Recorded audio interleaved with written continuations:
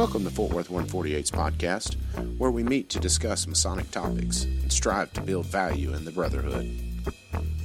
The opinions and statements of the participants do not represent any positions or stance of any Grand Lodge or Lodge and are solely the viewpoints of the participants.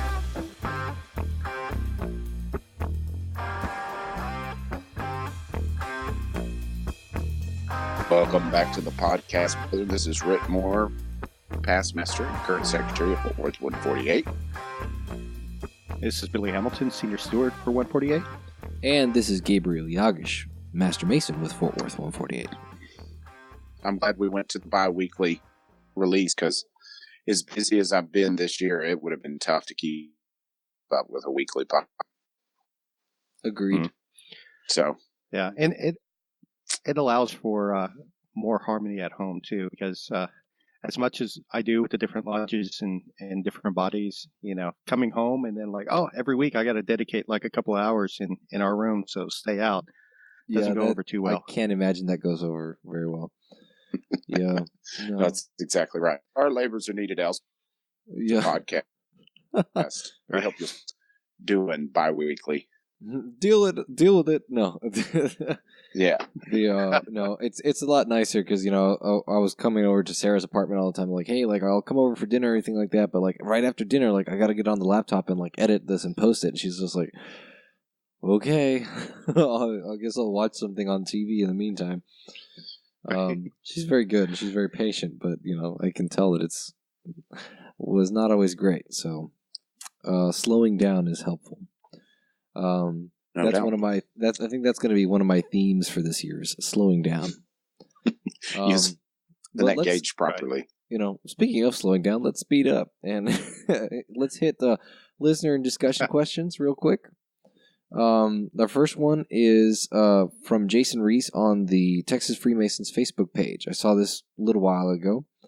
When does Masonic branding, apparel, trinkets, etc. go too far? That's not the exact phrasing he used, but you know, he posted a picture of some flip-flops with Masonic imagery on it. When does the swag go too far? So, you know, in my mind, I think there's definitely a line somewhere there. Where exactly, I've never given it much thought. But, you know, the thread I saw in there that was a lot of personal preference to where some people don't feel like there should be anything worn with the square and compass on it.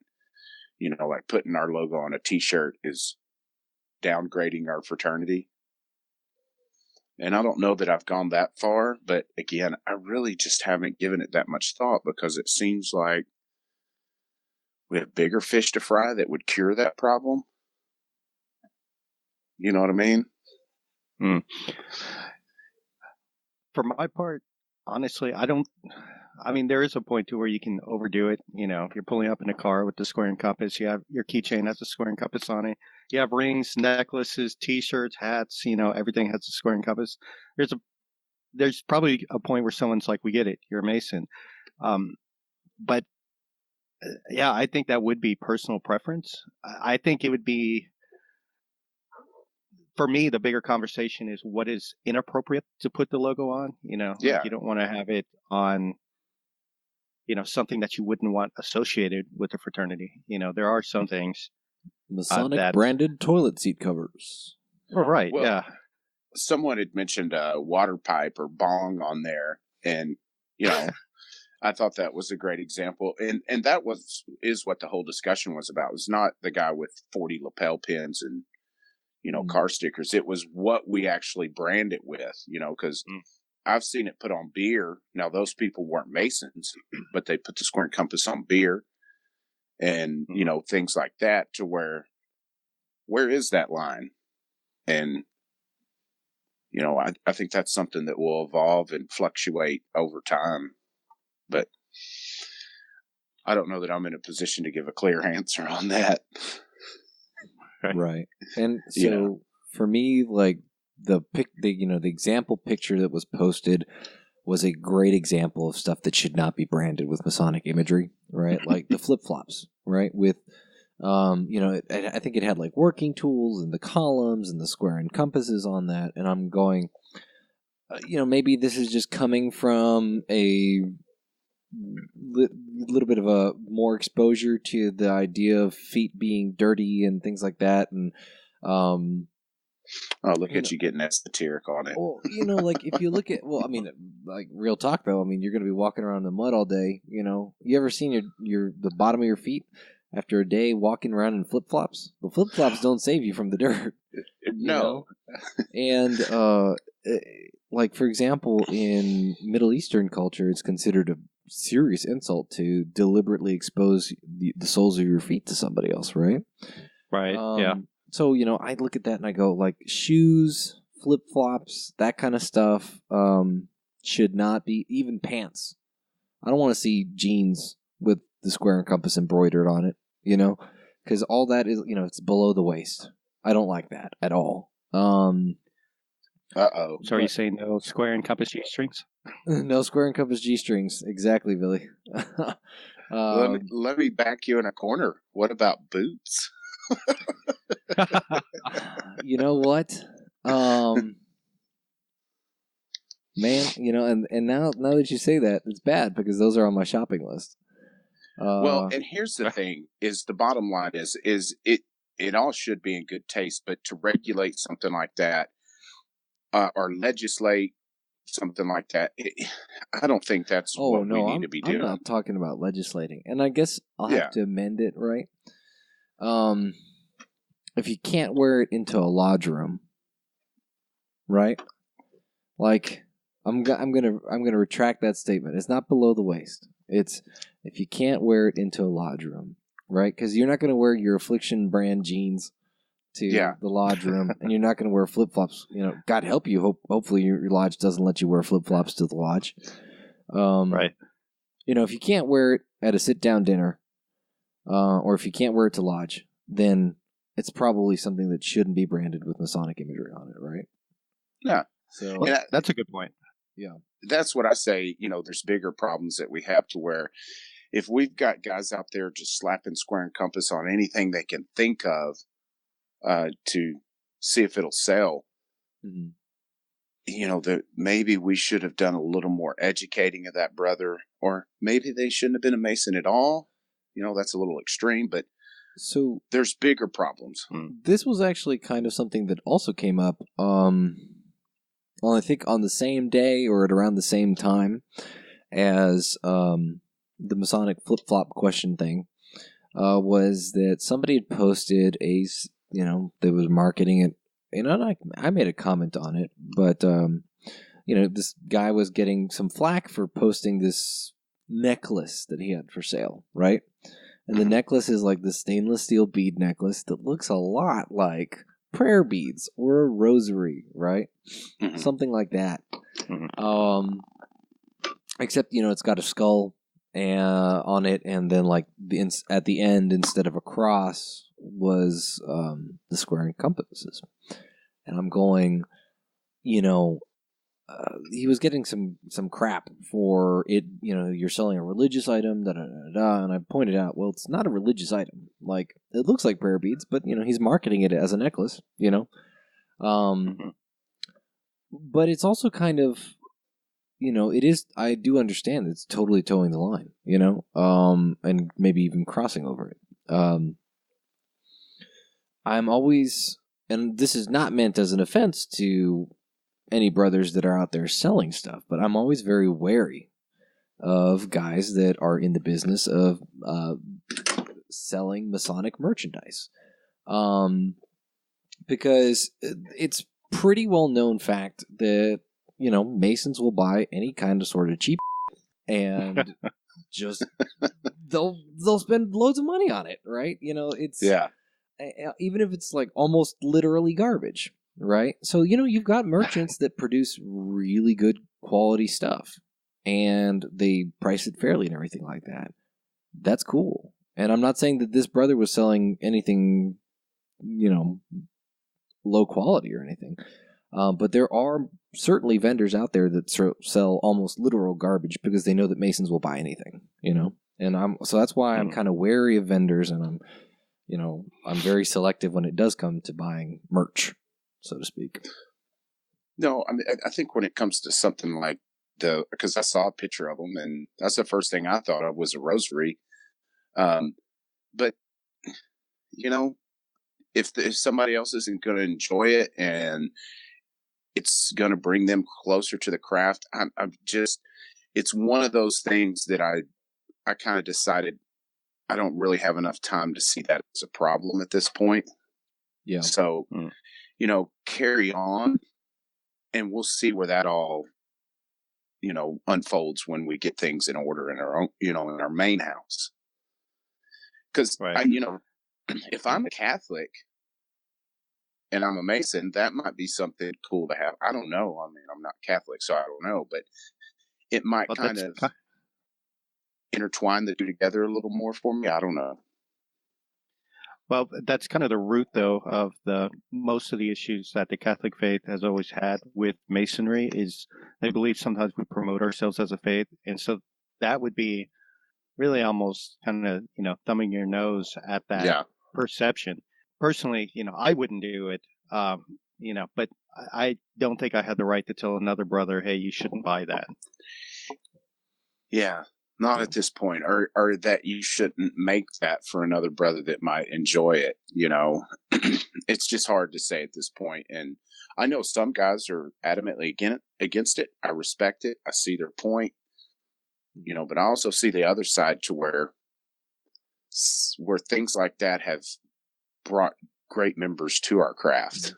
Yeah, and I'm reluctant to put somebody on blast for selling something that I don't like. And or even if somebody buys something that I go and because there's times when you look at something that a brother has purchased, and whether it's a token of some kind that they have in their house, or if it's something that they wear as some form of apparel, be it a pin or a hat, jacket, cap, shirt, whatever, that you just look at that and you go, man, that looks terrible, right? Or that doesn't really represent the fraternity the way I want it to. I've never made a comment in person about any of that to anyone, because I just it's a free country, man. It is. And of course there's lines there.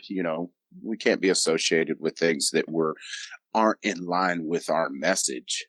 In some form or fashion. So it's just tricky drawing those lines, and I'm not the guy to do that. Use your best judgment. Right. Absolutely. Right. So, just kind of, I was thinking about that, today. Just kind of.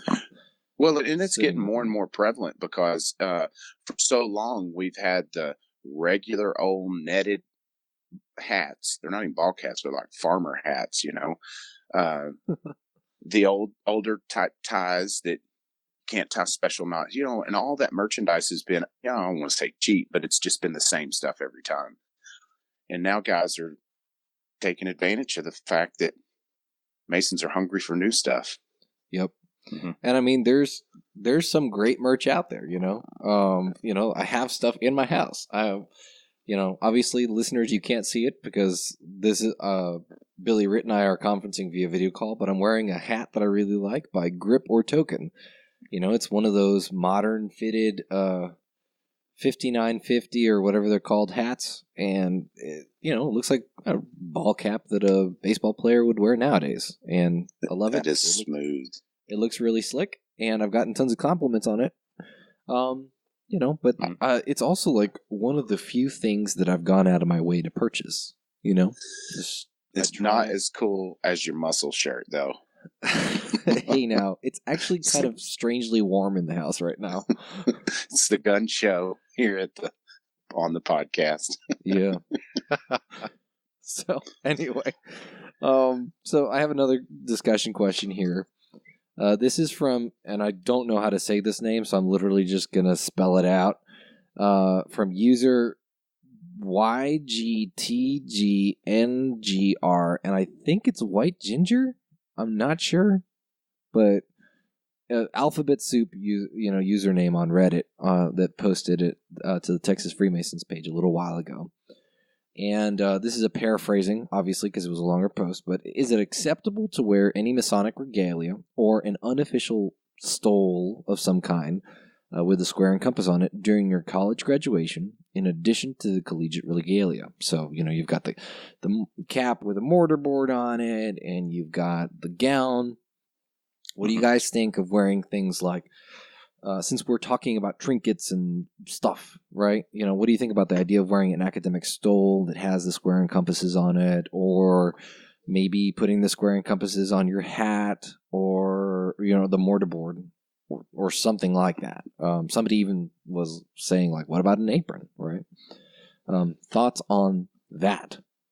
Well, the apron, of course, in Texas, you couldn't do that. You can't wear your apron without dispensation. But right, me, I like the idea because, especially in Texas, we're so intertwined with education, or as far as public education, and creating colleges and all that kind of stuff, to where if he's a Mason and that helped him in his college journey and he wanted to represent that, go for it. Well, and I think the caveat there too would be, as long as it doesn't violate your school's policy, because some colleges are very strict on what their graduates are allowed to wear or not wear at those ceremonies, and wearing the wrong thing, could get you kicked out of your own graduation ceremony. You definitely don't want to miss that. Yeah. No, I was going to. If it's. Go ahead, Bill. Yeah, go ahead. Sorry. I was just going to say the same thing. You probably want to check with your college, because I know when we graduated there, you couldn't have done that. They'd have people embroider and stuff all over their cap and gown. Now, right. I feel like I land in kind of a slightly different camp, right? I definitely see, like the appropriateness of, if you were in a Greek fraternity or whatever, wearing a stole with the Greek letters on it, or, generally speaking, the mortarboards are kind of a free-for-all. When I graduated, I had my dorm logo on mine, which is a hatchet and machete, for anyone that's wondering, shaped in an L, for Lechner Hall. It was something that was kind of influential to me because I was an advisor there. It was a lot of fun. So in a sense, that was kind of like a fraternal kind of group in a little bit of a way, but not officially. I did see a lot of Greek letters on hats or on the mortarboards. I don't remember seeing any stoles, but I might just not be remembering that in terms of Greek or fraternal things. But I kind of look at it as the way that we have our ceremonies, and kind of in the same way that, like, I might not show up. I'm not a member of the Lions Club, right? But, like, I wouldn't wear Masonic regalia necessarily to a Lions Club meeting, right? If I were a member. Graduation is kind of graduation is a symbol and a ceremony that's associated with that university. So to kind of segregate, hey, like, there's this set of rituals here in this institution here, and then there's this set of rituals here in this institution here. Like, that seems kind of important to me. Unless, and we don't have any in Texas for various reasons, which I won't go into. But we don't, if you're in a state that has academic lodges that are intrinsically tied to universities, then I totally see, like, okay, that makes sense, right? Like, you are a member of your university lodge, or you're in, the university's scheme under the UGLE or whatever, right? Then that kind of makes sense. Mm-hmm. But in general, it doesn't feel like it's appropriate. And this is more of a personal touchy-feely kind of thing, but it doesn't really make sense to me. What do you guys think about that? I don't know. It comes down to, again, to preference. Yeah, there's no law against doing it. So if it's legal with your school and you want to do it, by all means, like I said, good taste, touchy-feely, But so let's talk about this episode's main content. I guess the tentative title here is integrating newer members into the lodge. And this is Yeah. something that Rhit brought up. Now, you mentioned young members, but I guess young maybe isn't necessarily the targeted word, like newer in general, because you can have newer, older guys, you know? But can you tell us more about this idea and what brought you to it? Well, I had a conversation with a brother that basically is trying to institute education into his lodge, and it just kind of gave me the idea of there's so many how-tos that we could kind of go over, you know, for those newer members. And I'm not talking about the EAs and stuff. You know, we could do that in another podcast. I'm talking about when they're raised, what do they do that keeps them coming back, you know, and what are the things that they want? Because obviously, if you look at the numbers by and large, we're not given what they're looking for. Right. Mm-hmm. You know, and I've been on a visit for Right Worshipful Paul Underwood doing some surveys for him. And I've hit 14 lodges now. And there's just been a real common factor of guys just being exhausted. You know, they've been doing and doing and doing, and they're just not feeling it. And I've heard at many different lodges how, you know, they're giving up on this fundraiser or this because it's just draining them, and they're not getting much traction out of it. Now, how does this apply to affiliate members? Like, would you treat them kind of the same as guys that are raised in-house or? No, absolutely. Because, you know, I say newer members, but, you know, some guys like me, I don't care what's going on at a lodge. I'm going to continue going because I find a way to get value out of it some way or another. I may not attend as many meetings if it's not done well, but when it is, those newer members catch on so much quicker and start giving more, you know, and takes less of a burden off of those older guys that have been around for a while. They start getting more value out of it because these newer guys start putting something in. But it's a complete change of culture from what we're used to, because it hit me the other day that our focus, I mean, we are laser focused on bringing in new members. Yeah. And that's been that way for decades. I think my favorite way to look at it is back when we had Lance Kennedy on the show. Mm-hmm. And, oh, look at me, I'm saying on the show. No, we had Lance on the show, and he used the phrase starvation economy. And that's a phrase that has stuck with me ever since that episode. Yeah, I mean, so our lodges, our psyche, everything that we think about Masonry spins from the hub of getting new members. And we have to completely change that culture, and that takes time. Because everybody gauges what we want to do in lodge off how is that going to get us new members. Right. And what they don't realize is the guys that are members aren't there to get new members.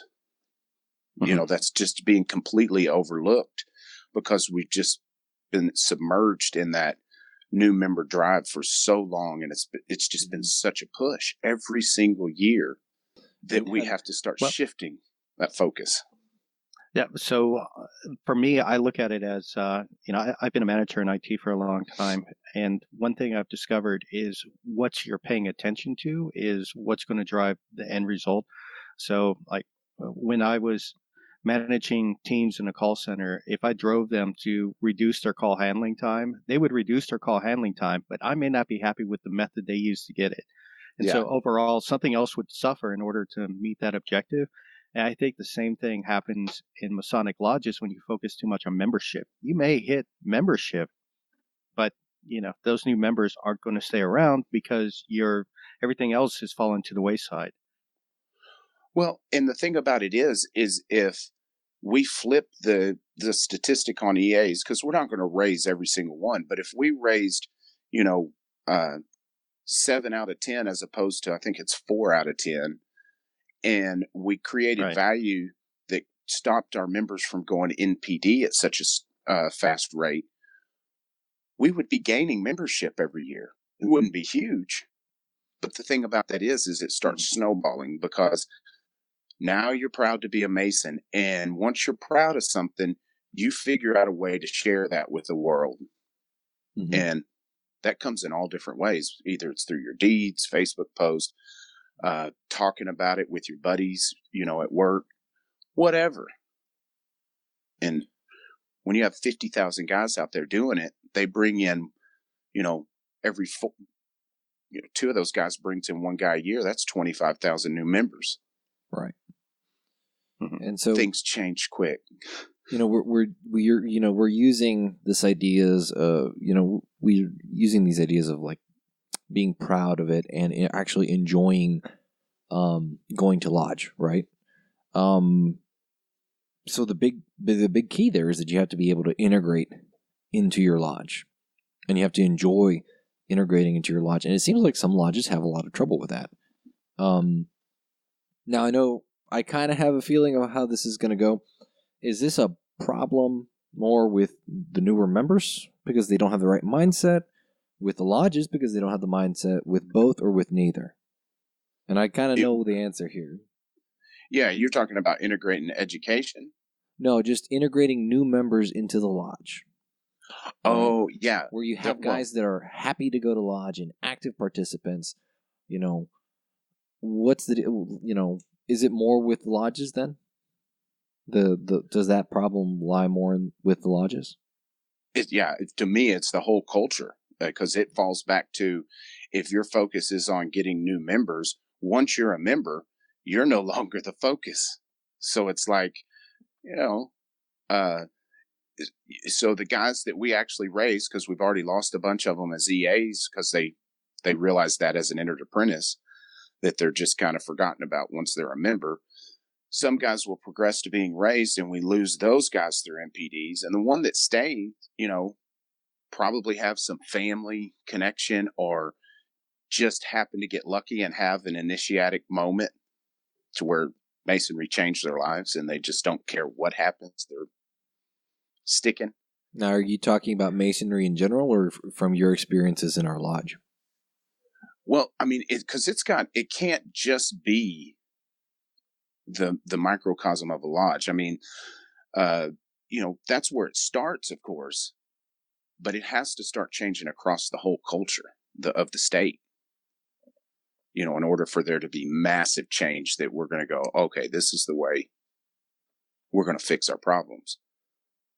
Because, if they go to one lodge and they're focused on the members, and they go to another, and move and go to another, and they're focused on new members, they're probably going to lose him. Right. This is that culture-wide starvation economy that, makes it very clear, like, hey, we just cycle through people. Yeah. We're glad you're here, paid your dues, and help us get new members. Just be a warm body, That's exactly right. And of course, it is our duty to promote Masonry through our actions, but we can't ask you to be a Mason. So obviously that's not our primary focus. Mm-hmm.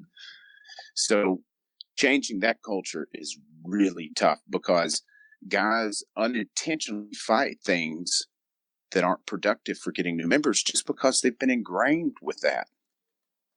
Mm-hmm. I've only got so much time to spend here. So for these new members, maybe one thing that would help with that retention, right, is once they're in the door, give them something to do, make them a part of, the committees, or, get them involved, something to where they make decisions that impact the lodge as a whole. They're part of the decision-making process. Because I mean, how many lodges have you gone to where it seems like the same 4 to 6 guys are running every single committee, and they do everything in the lodge, And some people may be happy with it, but most of the new members are going to want to get involved in and want to become a part of those processes. Yeah. I mean, that's 95% of lodges that do that. And, the thing about it is once you become a member, you want to be a part of something. And, as you go through the degrees, that you kind of get that feeling, because you're being assigned tasks. Hey, we need you to do this memory work and learn this part, whatever it may be. And they progress. And then when they get to be masters, it's like, okay, now what do members do? It's like, well, we bring in new members and we do degrees on them. And other than that, we read minutes. Right. And, that's tough to stick around for. Mm-hmm. There's a lot of other ways more efficiently that you can seek light. And that's where it comes back to the guys that are already masters, changing the culture in their lodge, bringing education back, bringing back activities that make you, feel proud to be a Mason, and give you the opportunity to get to know those brothers as friends. Because, once you earn the title as brother, as an entered apprentice, if you're doing your job right, you might have known him for close to a year if he's a brand new guy. And that's on lodge nights. You haven't had enough time to call that guy a friend. He may be brother. He's entitled to that. But do you trust him? If you follow what I'm saying, do you trust him to that level of, like a close friend? And if you don't have those activities to create those bonds, it's just going to be the same thing at your lodge. I mean, no matter how hard you try individually, the culture's not going to change until you start creating deeper bonds. So let's reel it back a little bit. One of the things you've kind of hit on a couple of times is lodge education. What kind of programs are we talking about here, in brief? Anything. I was amazed the other day at how well received a YouTube video was that we played in lodge, and I'm going to do more of that. The super old school Texas Lodge of Research one with the 80s music on it. Exactly, and that old 80s actor. But it was good information, and everybody enjoyed it about the Grand Lodge aprons and their designs. My only complaint with it is that they switched up, I believe, the Grand Treasurer and the Grand Secretary's apron. They got the slides totally wrong, and that threw me off for ages. But but it could be anything like that. But I think more importantly than scheduling education at lodge is scheduling those events around the campfire per se, and it may be at the pub down the street or whatever after lodge, to where you can kick your heels back and just have an honest discussion with that man next to you that you call brother. And you're going to find 2 hours later, you intended to leave an hour earlier, that you're having a great time with this guy, and you know him better than you ever thought you would. Yeah. That starts creating bonds to where you can take that back into lodge and, put those those practices in place. You've touched on the importance of, being around the campfire and everything like that. I still kind of want to hit on the education a little bit. Why is having educational programs important? Well, I mean, so our biggest catchphrase, we make good men better. That's what guys are coming here, is to become better men. And I don't know of any better way to make yourself a better person than educating yourself. And there's no more noble education system out there than Masonry in my mind. I'm sure there's great ones out there. It has so much rich knowledge in it if you just dive in. And that's the, education on how to live a better life. So guys are coming for that. That's what they would want to get. And it's right there for us. It seems to me that education, in a way, it seems like a good opportunity, not only for us to educate each other, and to give information to the new member, but that may be a good way to involve them in the lodge itself. And I personally, I kind of see value in telling a new member, hey, welcome to the lodge. Hey, would you mind, finding out a bit of information about, one of our past masters, or the lodge itself, something we did in the past, maybe even an old newspaper clipping, and sharing it with us, right? Mm-hmm. And that could be a great way to engage them too, because then it gives them a personal connection, something they found out and they had the opportunity to share with everybody else. I mean, and that's what it all boils down to. On an off Thursday night up at lodge, you take that new EA and you sit down and you talk about the working tools, or what an untempered mortar or all that means. And you see this guy start to open up, and it starts making sense to him, to where he can actually find reason to apply it to his own life, and voila, he's off to the races. Yeah. And I think one of the amazing things about the idea of Masonic education is that pretty much after the fellowcraft degree, right? I mean, and this is not secret or anything like that, but the fellowcraft degree emphasizes the importance of these. It's the several liberal arts and sciences in the fellowcraft degree. So you have this combined with your volume of sacred law, philosophic traditions that go back hundreds of years, and in theory thousands of years, combined with what is essentially a classical education, right? Some of the greatest men in history, who have, some of them Masons, some of them not, grew up with only an informal classical education where they learned what they could just by reading books and stuff like that on these seven liberal arts and sciences, and guided by their volume of sacred law. So it's a real free-for-all, because there's so much that's just fair game, Yeah. So absolutely. I mean, just crack that monitor. That's what we're doing in our study sessions, our chat sessions. We just sit down and open the monitor on any random page and talk about it. And I hit on education so hard because, we do charity well.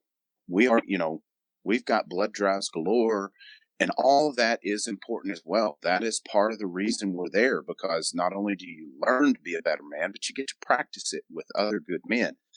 So the charity is important, but we've strayed so far from education that we have to start bringing it back. And, I think most of the people that listen to this podcast understand the value of the education. It's the trick is how do you implement it into your lodge to where you don't have these old past masters going, look, I can't sit in a stated meeting this long to listen to that presentation.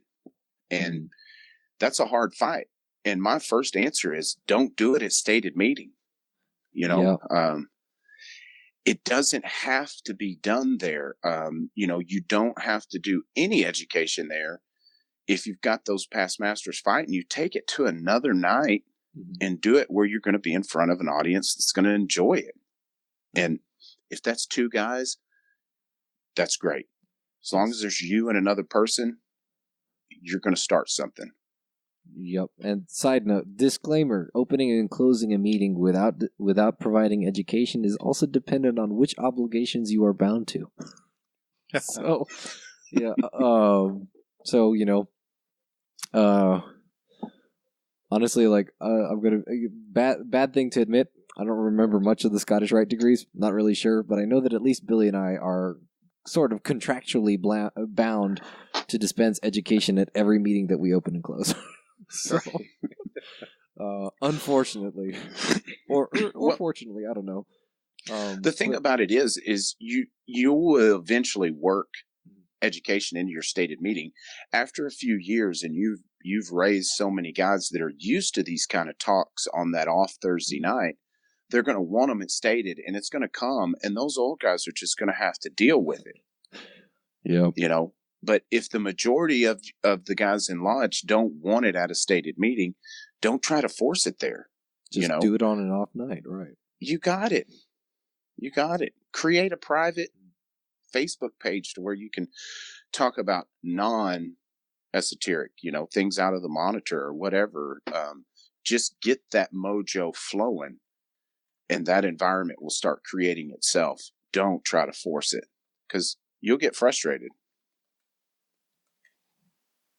All right, ladies and gentlemen, Grant has joined the party. Say hi, Grant. Hey, guys. How are we doing tonight? Doing all right. Wonderful. Hey, welcome, Grant.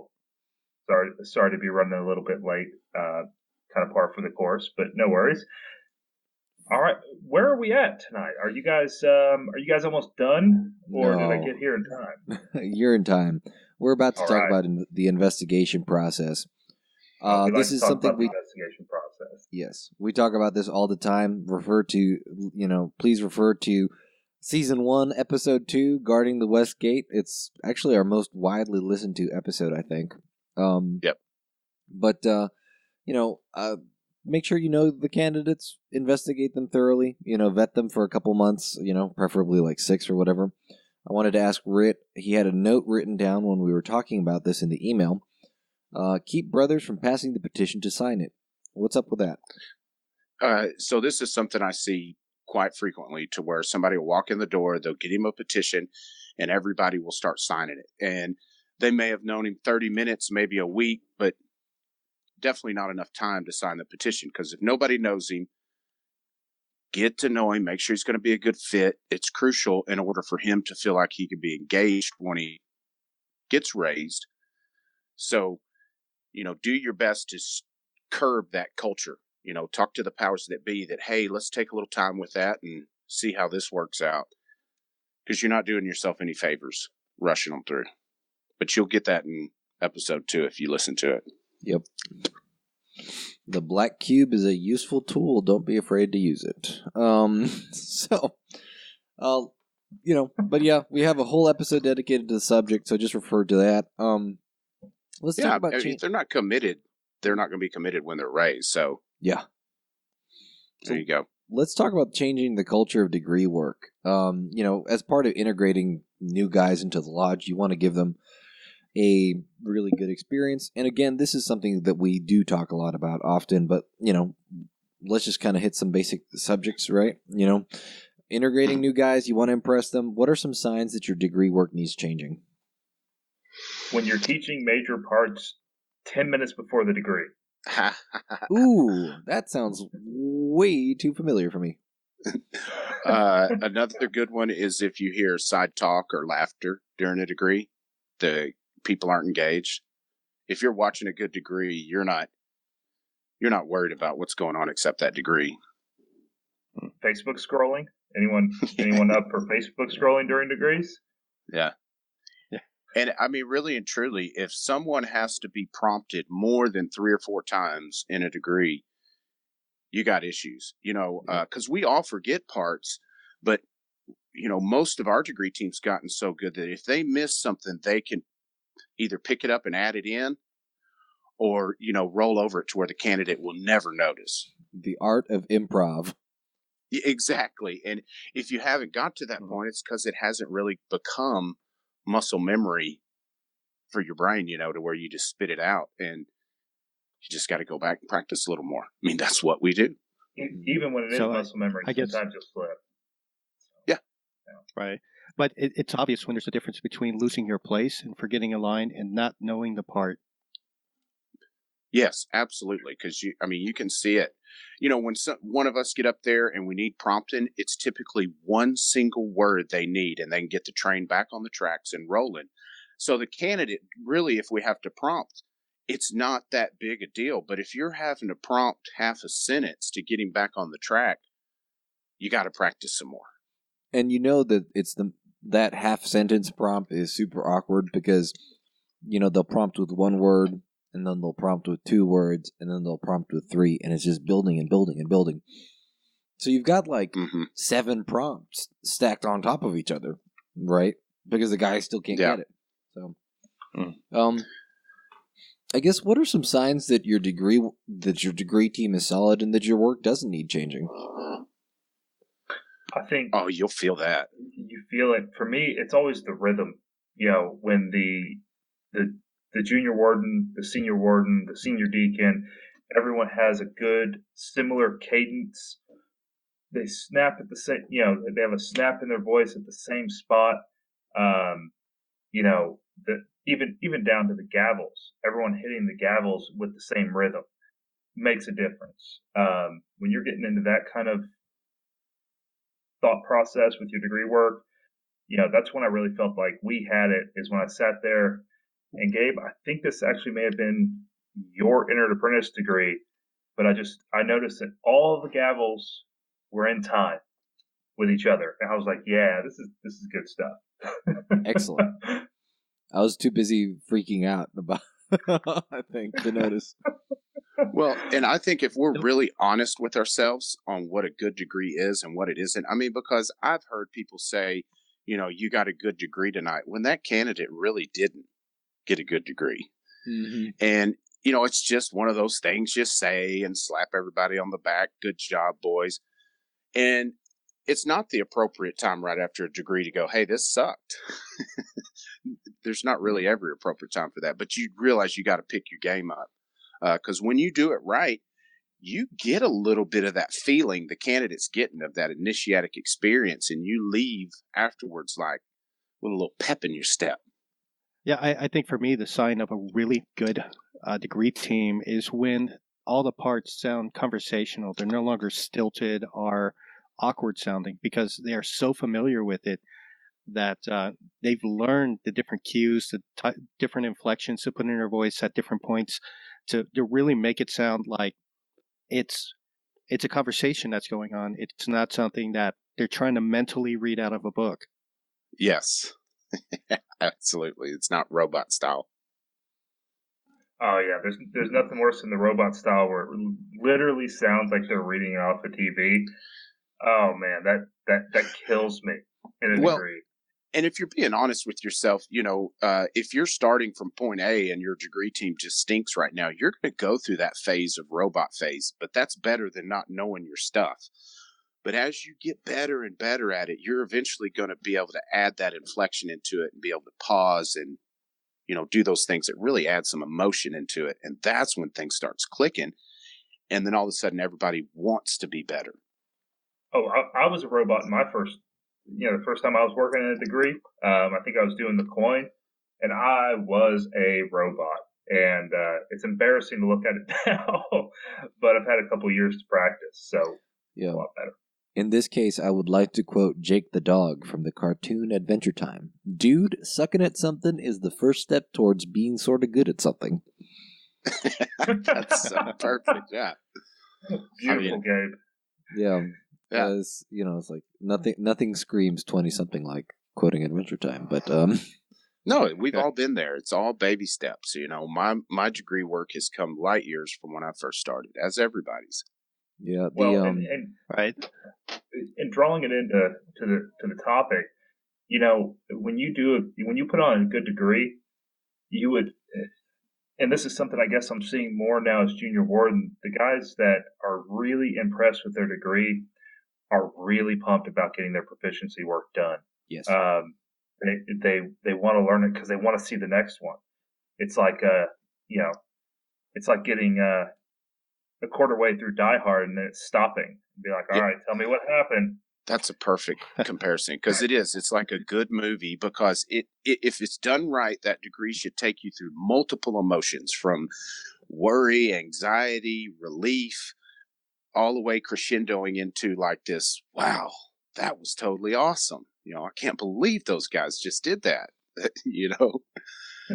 and a good movie, you can't wait for part 2. Oh, yeah, exactly.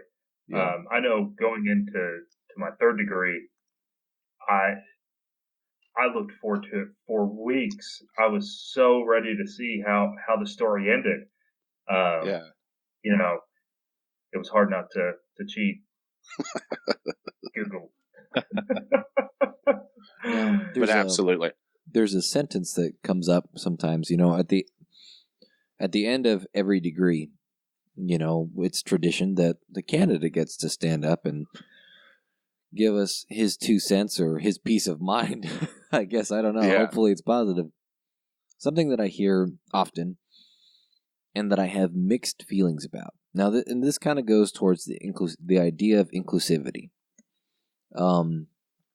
Thank you so much for taking the time away from your families and to be here to put this degree on for me, right? Or, variants of that.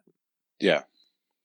I don't know how I feel about that sentence, especially in regards to the idea of inclusivity and integrating that brother into the lodge. And part of me worries that he is seeing Masonry as a burden, or is putting degrees on as a burden. And let's be real, I go to degrees and participate in degrees because it's fun. And maybe fun isn't the right word for it. Masonry shouldn't be fun. Masonry can be fun, but it should be satisfying. I go to degrees because they're satisfying and they enrich my life. it's, I am taking away time from my various other friends and, the family that I've built here in Fort Worth when I go at 10 degrees, but I don't want them thinking that it's some sort of burden, right? It makes me worry about how well they're going to integrate if they see that as a burden. I think that's a great statement, because really, truly, it boils down to value. But you got to think at the same time, look at it from this position, that's kind of their way of saying, wow, thank you for bringing me into something that's so cool that you would come away from time with your family to do it yourself. And it's hard to put that all into words in the moment, to where you just say thanks for your time kind of thing, because he's realizing, wow, I got something worthwhile to invest my time in now. Yeah. Look what all these guys did. And I understand where you're coming from, because Masonry for a lot of lodges now is a burden. I got to go to stated meeting, and listen to bills and this and that. And if it's that way, there needs to be this culture change put into place. Right. So you really got to pay attention to the inflection of how they say that, and love on them, make them feel nurtured. Because if you're doing it right, it's not a burden. Gabe, I understand the sentiment, and I see it as one of your earliest teaching opportunities. And you can change the culture and make them feel included right then by telling them, afterwards, walking up to them and saying, listen, it is my pleasure to be here to do this for you. And, that not only does that make them feel like you care, but it also tells them, hey, it's not a burden to do this. And it reminds them that this is not necessarily something I have to do, it's something I want to do. So right. I think it gives you a good teaching opportunity the next time you hear that, to, if that mindset is there, to immediately change the mindset for them. Yeah, and remind them, we're here to get better for our family time, to make it even more efficient and productive. If we're not, we're doing it wrong. Well, and that idea is one of the reasons why when I do the Past Masters Bible lecture to present a candidate with a Bible for the Master Mason's degree, at the end of it I say, it is my honor, my pleasure, and my duty. But I emphasis on pleasure to present you on behalf of this lodge with this Bible, right? Some variant of that. I'm thinking of it on the fly, but I always make sure I say, and my pleasure to present you with this Bible, because it is like, how cool is that? No, and I think that brings up a great point, in a sense that we have to open ourselves up to be helped. As secretary, I get it all the time when it comes dues, that these guys just will not ask for help from their brothers, and they rob us of the chance of stepping up and being a better man and helping out. We are all, somebody's going to need help along the way, and we're obligated to help each other. And if nobody asks for it, we can't perform our duty and don't have that opportunity to grow as a Mason. Mm-hmm. I guess everybody feels like they're being judged, but we have to be open to that, because it's part of the magic, is helping each other. Sure. Anyways, that's a little off topic, but I'm dealing with that currently. It's dues time. It's good to process that kind of thing. Hey, Rhit, I owe you some money, buddy.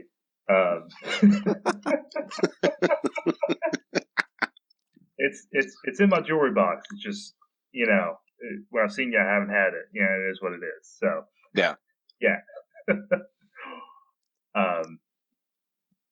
Proficiency. So, let's talk about changing proficiency requirements. Now, before anyone panics, we're not suggesting that we throw away tradition and whatnot, even though the proficiency as it stands was not what was originally required by the Grand Lodge of Texas back in whatever. Anyway, don't make me get on my soapbox for that one. But how should proficiency requirements be changed, Rhit, or Grant, or Billy? I can talk about proficiency a little bit. So, proficiency requirements vary really wildly between lodges. Some lodges really only care if you're nailing the obligation. Some lodges, I've heard of a 5-stick rule where they'll bring 5 matchsticks, and if you have 5 slips, you go back to work. Yeah, that's old school. And I've talked to some lodges that really and truly aren't about the proficiency, so they're not looking for a really clean proficiency work. And I think you got to land it somewhere in the middle, at least in my mind. You're going to run into brothers that grab the proficiency and just immediately have an understanding of it. We've had a couple guys in the past few years who just were better than their teachers in a matter of months. Gabe. We've had some guys that truly struggle, and for me, my qualifier has always been when voting on the proficiency work for someone who's just turned in their proficiency is their understanding of what the proficiency is teaching. Did they understand the lessons? If I go up to them and I ask them about a working tool, can they tell me how it applies to their life and what it's doing for them personally, and what they would teach somebody about that working tool if they were charged to teach them. I think 5 slips is unreasonable. If the guy clearly doesn't know it, you can't turn him, because he's going to be expected to teach that to somebody one day, and you're going to have, but you should never let him get there. You shouldn't put him in a position to fail either. Your committee on work, or however you break it down, committee on education, whatever you want to call it, should have a litmus test before they let that guy go in there, sit down, and work the proficiency. To where you can tell that he's nervous, and you've talked to the other brothers who have worked with him. They said, listen, he knows this like the back of his hand. He's just getting nervous. Then maybe you can feel comfortable passing him to the next degree. Well, and I think Grand Lodge law has the built-in language that really impresses upon us that we are, that's what it says. We are the sole judge of a brother's proficiency. Now, Grand Lodge law says that they have to answer every single question, but the proficiency in the sense of them giving it back, that's the lodge's judgment.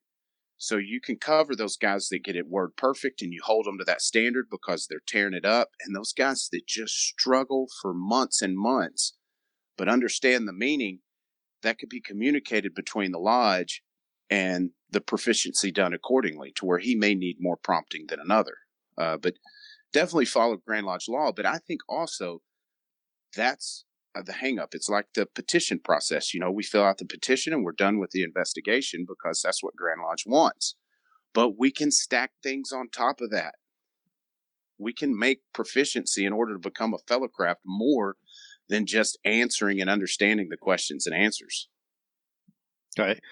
Well, and I think there's a couple of different things that can go into this. Like Grant mentioned, some guys get nervous, right? And so they freeze up, and it even happens during degree work, right? Sometimes a part perfectly, and when the time comes for you to say it, it's like, crap, I know this, and it just all went out of my mind. So I think that should be taken into account. But the brothers who have worked with that brother on their proficiency work should be aware of that and should say, you know what, he knows it. He just froze up when he was in front of the entire lodge repeating it. I think it, if someone needs a prompt here or there, for the most part, that's okay if they really know it. But some guys, to where it's almost like if you're feeding them the answers, then obviously they should be asked to retry, right? That takes some more time to study it.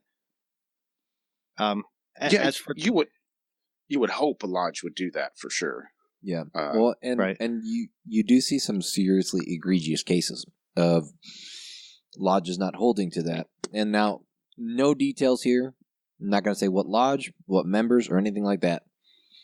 But a brother conveyed to me that an unspecified time ago, he gave somebody else's proficiency for them, basically. Right? I will assist if necessary. And that the brother, I think, only gave some of the short answers. Like I am or I do or whatever. Yeah. Or in, I think it was like I am and in God. And for all the other answers, this other brother gave the examinees answers for him. And so I thought that I will assist only if necessary, only was for the obligation.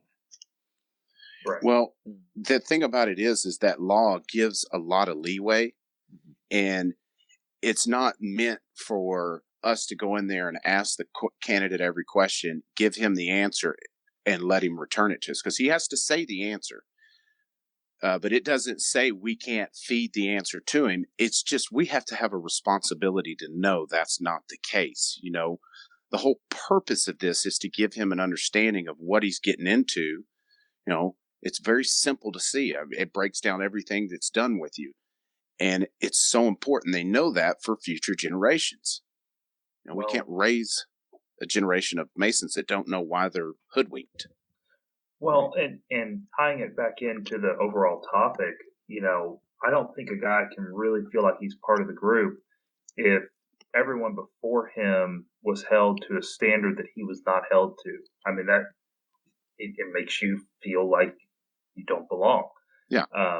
Holding people to a high standard brings you in, and teaching the proficiency work is the first opportunity for them to make friends in the lodge. So it does a lot to build a bond between each brother.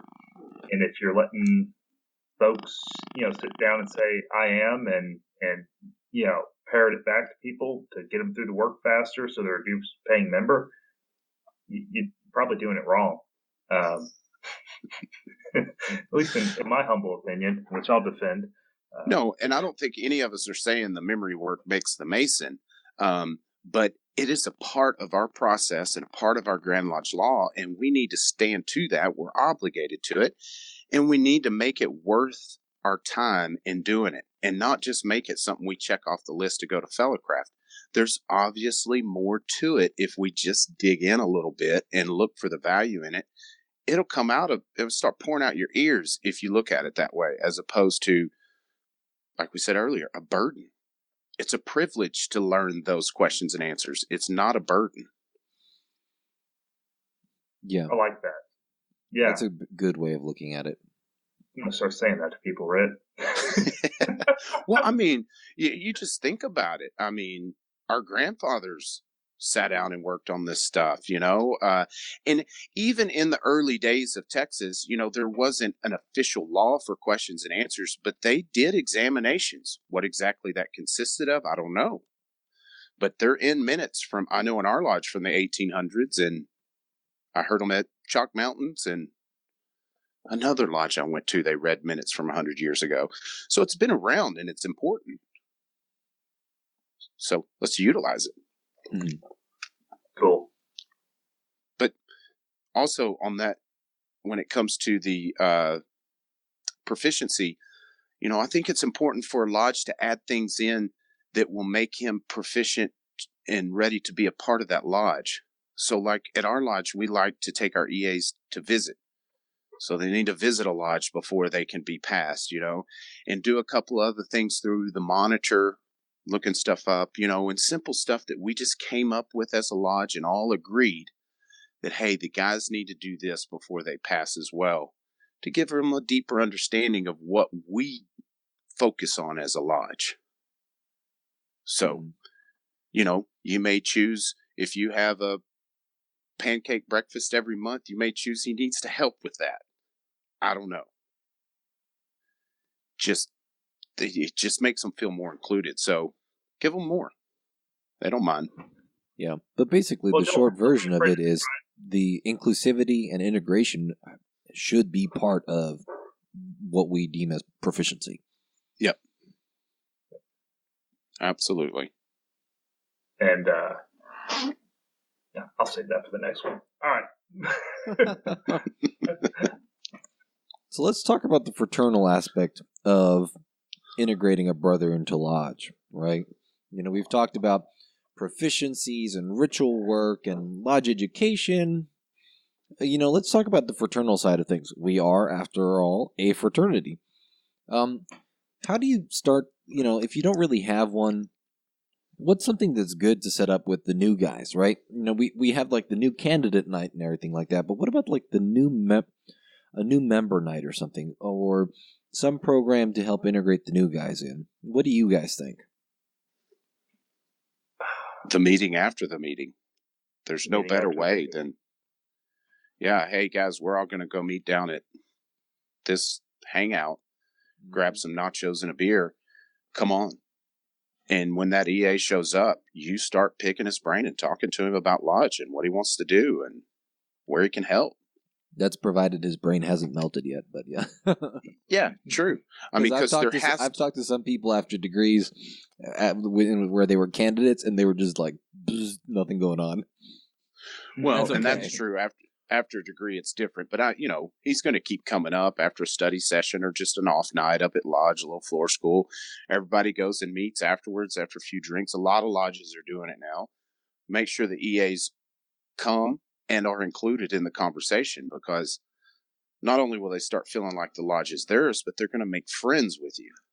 And that absolutely. And title brother gets deeper. That social gathering aspect of it, I think, is one of the things we do best, because, I mean, every weekend in the month of February, there's something going on either at a brother's house, housewarming parties, bring your wife, bring your kids, cigar night here, barbecue dinner here, poker night, whatever it may be. It's something that I think we really started to excel at. And the way that started was one guy doing it and getting guys involved, getting guys there. And then everyone else wanted to do it. And now it's become one of those things that our EAs, one of the first things they notice once we add them into our secret Facebook life, is how many things that they can come with their family or without their family, whatever they choose to do, depending on the event, and do with the lodge. And that makes them feel immediately like they're part of the fold when you're invited over to someone's house and they're making their famous ribs or whatever they do. And for us it's cookies, and it's gonna be cookies at the house, right? For the new guys to come over. How could you make them feel more a part of it than that? To bring them in and show them that we're not only brothers at this building with a square and compass on the front, we're brothers outside of this building, and we act like it. Yeah. And I mean, a great example here for one guy starting everything is Rhit and Family Day. The whole reason why we have a 148 Family Day is that, Rhit said, dang it, I'm going to do it myself if I have to. See, that's what it all boiled down to. I was like, this is supposed to be fun too, you know what? Well, and that's an event that, like, my wife was already asking when Family Day is this year. Yeah. She's ready for Family Day already, and if you don't have something, as Billy would so eloquently put it, grab some darts and start throwing them at the wall and see if they hit the board. And if they don't hit the board, pick up 12 more and start throwing, because you're not going to find out what works unless you're willing to try something new. Yeah, I mean, we're doing the crawfish bowl and cornhole tournament with Arlington Heights, and that didn't cost nothing but a cornhole board, a couple of bucks on some crawfish, and we're just going to go have a good time. It's as simple as that. It doesn't have to be something huge and elaborate. It doesn't, and it can, it can be something simple, like, if you have a new EA, and you can even make it an officer duty. Hey, the senior warden, within a month of an EA being initiated, needs to invite the EA and his wife over to his house for dinner. You can make it a duty if you need to take it that far, or you can just make it something that, I think it's better if it comes naturally, but you can just make it something where you have a Facebook group available, only visible to the brothers, that you can put up, hey, how many guys want to come over for dinner with their wives in 2 weeks? Saturday, 6 p.m. Boom. Yeah. done. No. And once you get that pump primed, if you have to make it part of a duty, you watch. After 2 or 3 years, it just becomes natural. And that duty is no longer necessary because it's happening organically. Yes. And that's with all this stuff. It takes time, man. This is not going to happen in 6 or 8 months. This is going to take years. Yeah, you got to look at the 5-year plan. Absolutely. Right. Yeah, I think long-term planning is definitely key when trying to, especially if you're trying to rebuild a lodge. It's not something, if you don't get activity immediately, you shouldn't be discouraged. Just keep on trying. Oh, yeah. Keep on doing your thing, because if you're enjoying it, that's the key. But if you're doing it to impress somebody or for the benefit of this or that, or, in honor of this person, it's not worth it. Do it for yourself and let it catch on.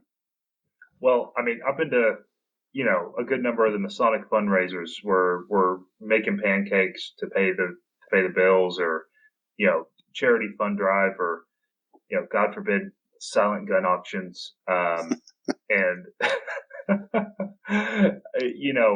the ones that feel forced, the guys that are there, I don't want to say they don't seem to have a good time, because a lot of guys are having a good time, but sometimes it just feels like, people are forced into being there. It's not the same as genuinely wanting to spend time with each other. So take the attitude. Yeah. It's like church, right? If you have to be at church, then you're probably at the wrong church. You want to be at church. If you have to be at lodge, then you're in the wrong lodge. You want to be in lodge. Now, I'm not saying that's like at any point when you feel slightly dissatisfied, go bail, but in general, you should want to be there, Oh, yeah. You got to take that thing over a long haul, because there's moments and times you're going to have where you're just frustrated with things at lodge, or things are a little bit stagnant. I mean, it's not always just super awesome at lodge but overall, you got to look and see if it's a benefit to your life or just completely dragging you down. Yeah. Well, and there's definitely been times where even with our lodge where I've been like, oh man, I have to go there tonight, Heck yeah. And, but in general, I want to be here. I want to help out and I want to be involved. But there's so much stuff, this is a journey, and over the years, you're going to feel minorly dissatisfied occasionally. It's when you're wouldn't be dissatisfied that you should worry. Yeah. Oh, that's exactly right. So I wanted to ask something, since we're, talking about, fraternity and education and ritual and all that, with the new guys.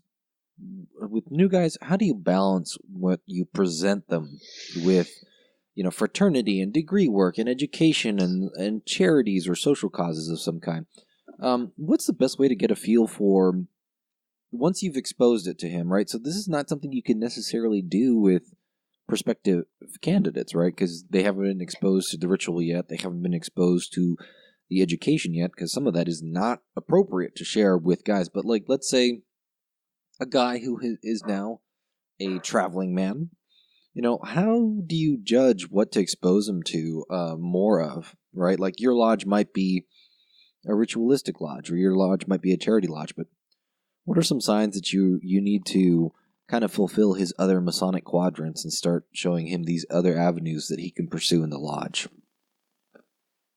Oh, for me, that's definitely it really case by case basis almost, but from the moment he's initiated, you have to start feeling him out to figure out which quadrant is going to take up more of his time. Because we all need a piece of every quadrant, but some take bigger slices of others. So you need to start identifying that. You know what I mean? You're a good example, Gabe. You love the memory work, so we push that on you. Grant loved the social aspect, and he jumped right into that. So you got to make that kind of stuff available, but also identify so you can kind of like show him more of that aspect to get him going. Because once he gets started, you can prime the pump on the rest of the quadrants. Oh, sure. I mean, just for use myself as an example here, like Rhit said, the social thing was really something that I needed in my life because, I don't want to say I'm hard to get along with. You have no But- friends and everybody hates you. So some people have a hard time with my lack of filter that occasionally presents itself. So I'd moved back home. My friends were gone. Fraternity is what drove me to Masonry, right? Yeah. And through that fraternity with Rhit and Greg and everybody else in the lodge, I went from really being focused on the fraternal aspect to then I really got to where I was enjoying the degree work. The degree work was really it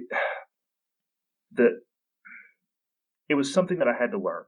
It was something new. It was something that I'd never really done in my life. A theatrical flair was never something, I took theater in high school because there was only one other guy in the whole class and there were a lot of girls in there. So, but I would work the curtains. Like I did not want to be on stage. So the idea of performing a part in front of somebody else was really a new thing to me. And that's a lot of that has changed how I approach a lot of my professional aspect. I think more about what I need to say. I think more about setting up the meeting chair, in a meeting where the chair is going to be placed. I never thought about that before. But I think about it now because I understand that where somebody sits can really genuinely swing the power, the tone of a meeting. If everyone's sitting across from each other, on the short width of the table, that's a more cooperative meeting. So I want to take the chairs off of the ends, right? I want to make people sit across and talk to each other. I don't want two heads of the meeting trying to run the whole thing. So I'm going to take those chairs out of there. That kind of stuff. So you're saying that the no, worshipful master and the senior warden are the problem here. I love that example too because you came in, fell in love with the social aspect, but the culture of the lodge showed you the need to learn the memory work. It wasn't something that you joined for or you were elated about learning, but you knew that was part of the culture and it just felt like a duty for you because nobody came up and said, "Hey, Grant, you got to learn degree work or you're out of here." You just organically felt the need and the call for it and did it. And that's the kind of atmosphere that you want to start creating in your lodge to where guys feel the freedom to do things when they feel the calling for it. Absolutely. It wasn't like Gabe put it before. It wasn't a burden for me to learn the degree work. It was a privilege, and it was satisfying because it's what my buddies were doing on Monday nights, and I was no longer sitting on the sidelines. I was hanging out with my buddies, but we were doing degree work. Yeah. So it made a big difference. No, there's so many benefits that come to it, especially when you do it well, that it's just important to get that culture going. And that starts with that hanging out in the fraternal aspect, because not only is that your brother, but that's your friend that you've learned have the same similar struggles as you and been through this and been through that. And the memory work didn't come natural to him either. And you start saying, you know what? I can do this. They need it. I'm going to tackle this project. Exactly. You feel included. Yeah. So speaking of included, transition, brute force segue. Let's talk about inclusion. One of the things that this process will often require changes to your lodge, right? We're changing the way the lodge works, or we are focusing very heavily on newer members, right? And that's okay. But let's say that there's some tension in the lodge because, this is theoretical. Our lodge has been doing pretty well about all the changes we've made. But let's say there is some tension, maybe between established members and newer members, or between members that are opposed to the changes and those that are for the changes. Just say it. We're gonna pretend like everyone is mad at each other about the dues change. Yeah, let's all right? pretend everybody's mad at each other. How do you make, so 2 questions. How do you make established members feel included in changes? And how do you make opposed members feel included in changes? Because I feel like those are 2 very distinct groups. They're not mutually exclusive, and in fact, they can often overlap, but I feel like those are 2 separate problems. That's, for me, that's one that is not cured overnight either, to where there has to be those bonds and trust built to where every member of that lodge feels comfortable with the direction that the majority of the members choose, whether it's their view or not. That when majority rules, they get on board because,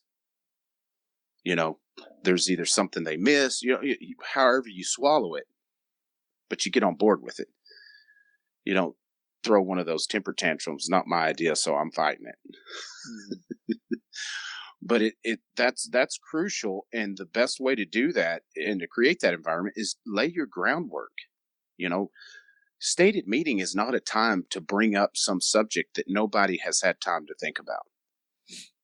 Oh gosh, and that is way too real. Yeah, and if you do, it's not for discussion. It's just to tell people to think about it. And that we'll have some talk about it outside of lodge. It's the time to get into the details is not stated meeting. To where if each member has had a chance to have their say outside of lodge, at least the active members, they're going to feel a lot more comfortable with the final outcome, whether it goes their way or not. Right. Well, and that, really just the way to do that, especially on changes, it has to be in committees. And I know I'm jumping topics, I'm jumping ahead, but goodness gracious, if you don't have think committees, that fits. Yeah, and we learn how to use them with the investigation process, and then when we assign committees for, let's say, fixing the roof or anything else, we stray totally from the protocol that we've learned through the investigation process. These guys on that team go out and should do a myriad of investigation work.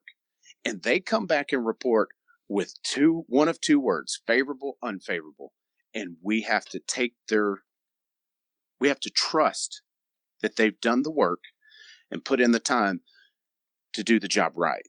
And it's the same thing with committees, to where if you've got a committee going together to freshen up your website, first of all, there's a brand new EA that's a web programmer. You put him on that committee, of course. Don't make him chairman. And then when they report back to say, hey, we need to do this, this, and this, it's an up or down vote. It's not a, hey, well, are we going to do an About Us page with the email? And that's all done in committee work outside of lodge. Right. The little devils in the details that you really need to work out and find a good solution for. You really can't do that with 30 different voices in the room. Right. If you make up committees that have younger guys, older guys, officers, non-officers, and include your EAs in there as junior members, maybe don't even give them a vote, but include them so that they feel like they're part of what the lodge is building, and that they have an opinion.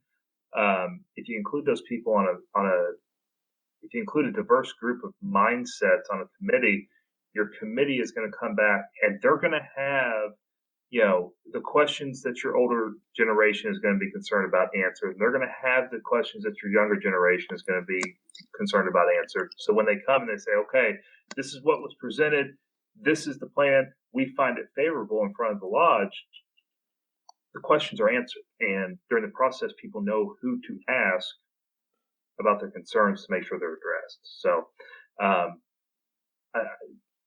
Gabe, I know we were trying to talk about how to include those guys, but that's the way to me, committees are a great way to get guys in there where they feel part of it and they feel included. No, absolutely agreed. I was a member of a committee when I was a Fellcraft, and it was, a great way to get my feet up and running, Yeah, absolutely. Right. And even if you don't feel comfortable making them a full member, make them a junior, member of the committee. We do that with investigations. We'll send EAs and fellowcrafts out with the master mason to just sit and watch and learn. Could be the same thing on these committees, but if this is a grown man that knows websites, again as an example, you need to put him on your committee. He's a grown man that this is his field of expertise. He's not just an EA.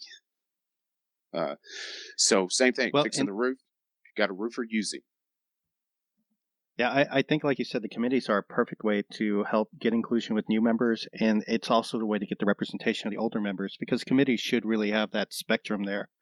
I've seen some lodges where it seems like the same 3 people are the 3 committee members for every committee, and you want to avoid that.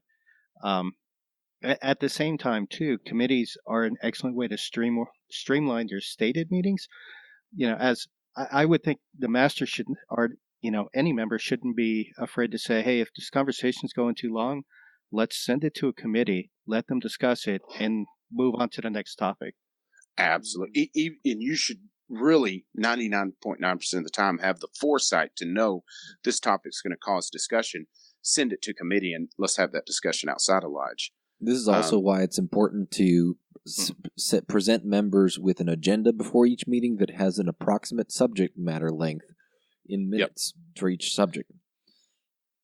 No, and that's crucial, because you had mentioned streamlining stated meetings, because there's no better way to make every member, not just the new member, feel excluded than have 4 or 5 guys discussing what kind of rifle they're going to buy, what kind of caliber, what style, all that in open lodge, and you're just sitting there twiddling your thumbs because you're not involved in it, and you completely feel excluded. It's bad, and there's also a certain level of, I feel like it has to do with experience, right? Like those of us that have been in the craft for a little while are used to dealing with boring meetings, right? We show up and, not to say that our lodge has boring meetings, because usually our lodge has pretty good meetings, although we've had some boring ones. Of course. But a lot of times, there's a couple organizations that I'm a member of that are known for not having great stated meetings. And it's almost like a trial by, boredom, right? Because those of us that have been there for a while and have gotten seasoned, it's not a big deal to us. We sit through it and we deal with it or whatever, right? But to be a new guy who's been freshly exposed to this, man, it's like getting hit with a brick wall, And it may exclude you, It may end up inadvertently excluding you. Gabe, I love That's awesome. The post-master degree trial by boredom. Gabe,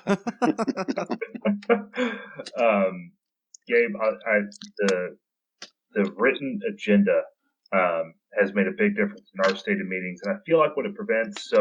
And committees prevent this as well. And this was always the thing that drove me nuts about stated meetings. Is you go there, you got 15 guys in the room, right? And they bring up a topic, and one guy has his opinion, and there's an opposing opinion, and then everybody where they line up on their side feels like they need to stand up and restate the opinion that they're going to vote for and why. And then so a 10-minute conversation on anything, who we're giving the scholarship to, or what could be a 2-minute conversation ends up being a half hour to 45 minutes. Because everyone wants to drop their 2 cents into the bucket, and that is the most aggravating thing for me to see in a stated meeting. I want to finish stated meeting, and I want to hang out. I don't want. Well, and here's the thing, because I'm with you.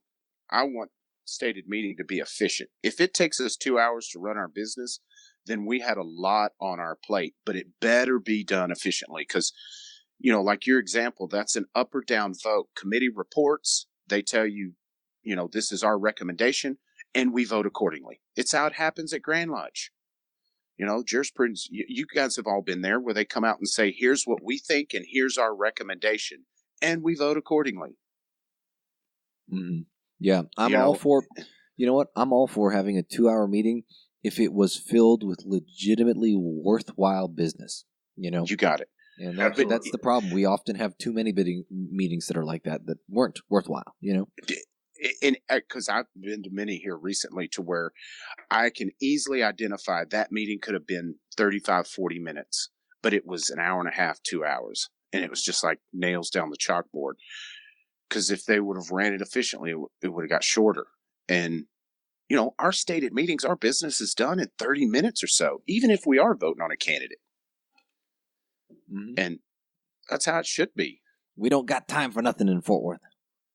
Well, you know, and that's the thing is that the officers are showing by running that efficiently that they value your time and that you are valuable.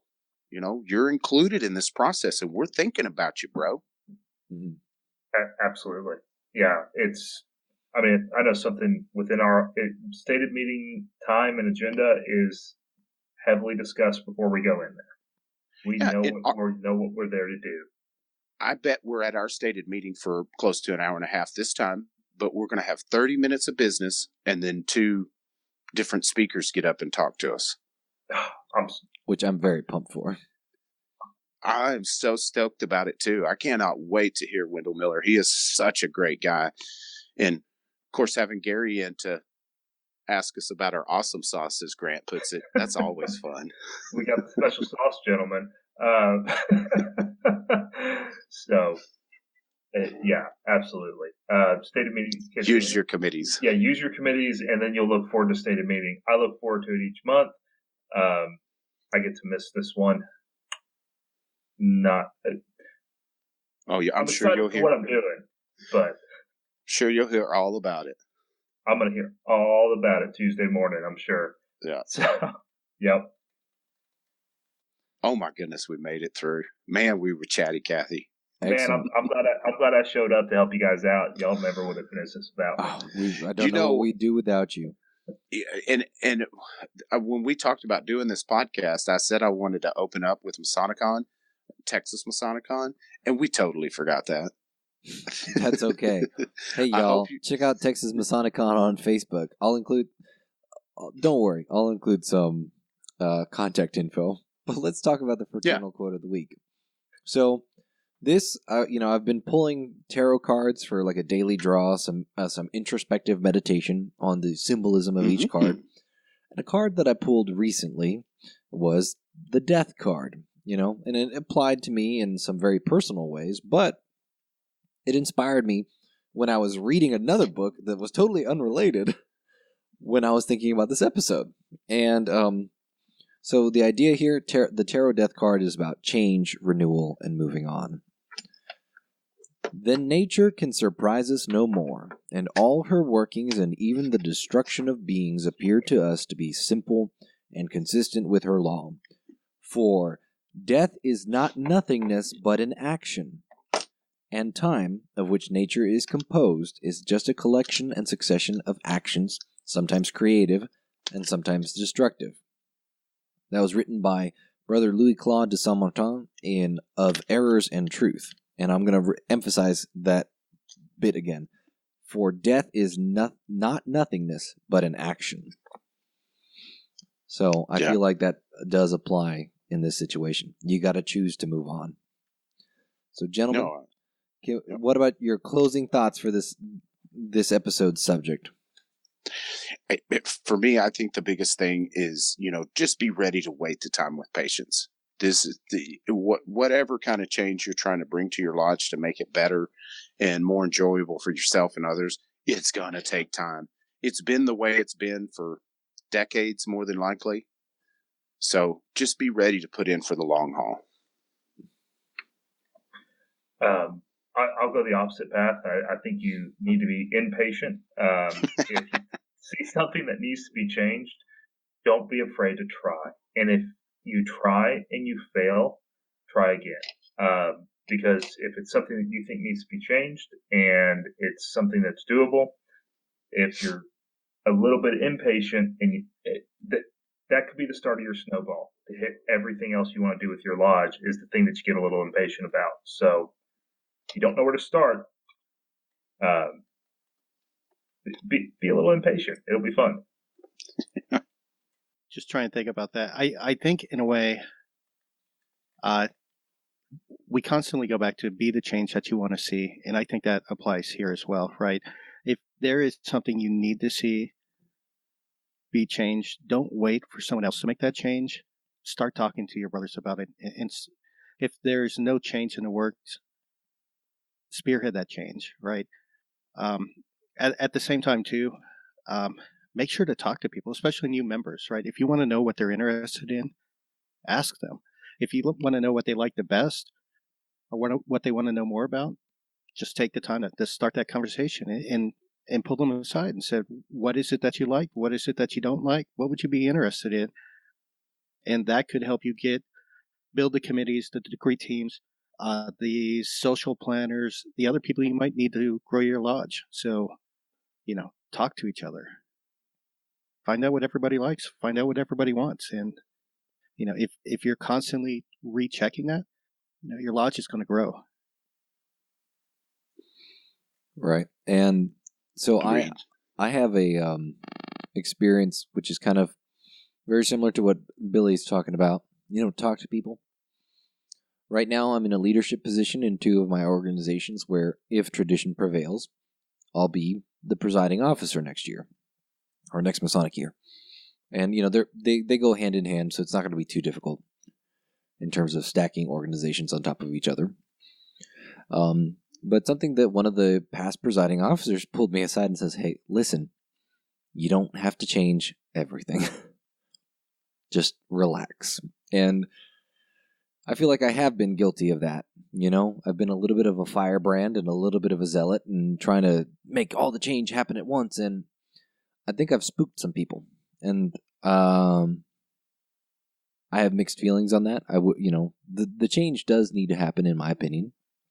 But I also need to respect that, for other members that, hey, we have a good thing going here. Don't worry about it, and maybe I don't agree with all of it, right? I don't necessarily agree with, hey, we have a good thing going here. But I think, hey, maybe we do, but we could have a better thing going on here. So, definitely I'm all for changes, but also remember, let other people reel you back every once in a while. Don't go too crazy. So, I'd like to give the contact info for this episode. If you'd like to know more about us, you can find us at www.fortworth148.org. You can reach us at Fort Worth Lodge 148 on Facebook. Our email is info148@fortworth148.org. If you live in the 64th District of the Grand Lodge of Texas and you want to promote an event, reach out to them at 64th.org. That is 64th.org. You can learn more about our event, Texas MasoniCon, at www.texasmasonicon.com. That's MasoniCon.com. We are at Texas MasoniCon on Facebook and Twitter. You can pre-order tickets for the event on September 15th for $45 up until August 15th. So yeah, check out Texas MasoniCon especially, please. All right, this is Rhit Moore signing off. Grant Gates signing off. This is Billy Hamilton signing off. And this is Gabriel Jagush signing off.